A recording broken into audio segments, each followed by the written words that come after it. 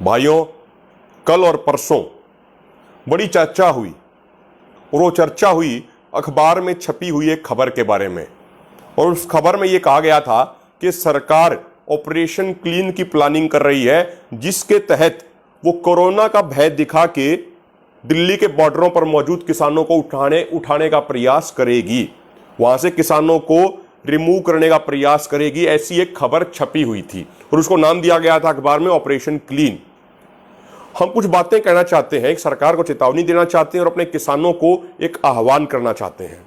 सरकार को तो चेतावनी ये है कि सरकार शायद किसान कौम का इतिहास सही तरीके से नहीं जानती है, या फिर अगर उसने किसान कौम का इतिहास पढ़ा है तो सरकार भूल गई है।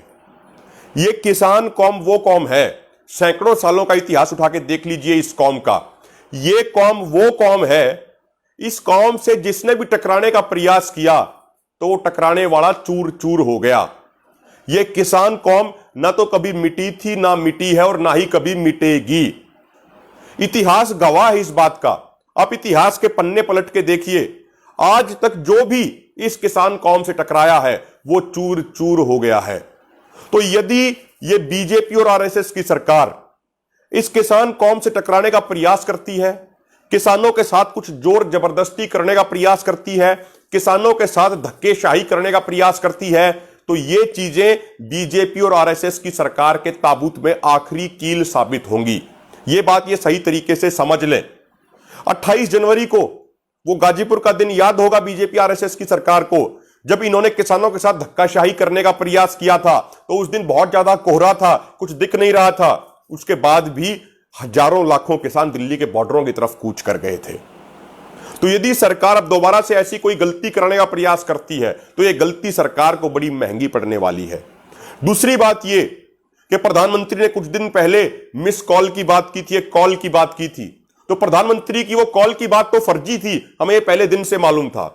लेकिन ये सरकार एक बात जरूर समझ ले कि संयुक्त किसान मोर्चा ने यदि एक कॉल दे दी, एक आह्वान कर दिया, तो किसान खेतों से ही डायरेक्ट दिल्ली के बॉर्डरों पर पहुंच जाएंगे। देश के करोड़ों किसान संयुक्त किसान मोर्चा की कॉल से मात्र 1 या 1.5 घंटे की ही दूरी पे हैं। संयुक्त किसान मोर्चा की कॉल और आह्वान हुआ तो लाखों करोड़ों किसान दिल्ली के बॉर्डरों पर पहुंच जाएंगे। यह बात सरकार कान खोल के सुन ले और सुनने से ज्यादा अच्छे तरीके से समझ ले। तीसरी बात यह है कि भाइयों, ये बंगाल में जहां पे कुर्सी पाने और कुर्सी बचाने की लड़ाई चल रही है, उसके अलावा 4 अन्य राज्यों में यही कुर्सी पाने और कुर्सी बचाने का खेल चल रहा है। वहां पे तो ये सभी राजनेता बड़ी बड़ी रैलियां करते हैं, हजारों लोगों की रैलियां करते हैं, वहां पे लोग एक साथ खड़े होते हैं, तो वहां तो कोई कोरोना का बहाना नहीं बनाया जाता। लेकिन दूसरी तरफ जहां देश के करोड़ों किसान अपने भविष्य को बचाने की, अपने हकों और अधिकारों को पाने की लड़ाई लड़ रहे हैं, वहां पे ये कोरोना का ड्रामा करके, कोरोना का बहाना बना के किसानों को तंग करने का प्रयास करते हैं। तो ये दोहरे मापदंड बिल्कुल भी नहीं चलेंगे। जब तक किसानों की मांगे पूरी नहीं होंगी तब तक किसान यहां से उठने वाला नहीं है। और एक और बात मेरे भाइयों, यदि हम पिछले 25 सालों की बात करें तो सरकारी आंकड़ों के अनुसार 5 लाख किसानों की आत्महत्या हुई है। और मैं उनको आत्महत्या नहीं कहूंगा, मैं कहूंगा सरकारों की गलत नीतियों के कारण सुनियोजित तरीके से की गई हत्याएं हैं। ये तो है सरकारी आंकड़े। और यदि हकीकत की बात करें तो पिछले 25 साल में कम से कम 20 लाख किसानों की आत्महत्याएं हुई हैं। तो जब वो 20 लाख किसानों की मौत हुई तब तो किसी ने बात नहीं की। तो जो शहरी लोग हैं, जो मीडिया का एक बड़ा हिस्सा है, जो राजनेता लोग हैं, जो अधिकारी लोग हैं, तब तो उन्होंने कोई बात नहीं की कि भाई ये 20 लाख किसानों की मौत हो गई, इसका कुछ समाधान करना चाहिए, कुछ नीतियां नहीं बनानी चाहिए। इस आंदोलन के दौरान भी हमारे लगभग 400 किसान शहीद हो गए, उस पर किसी सरकार के मंत्री अधिकारी ने कोई बात नहीं की।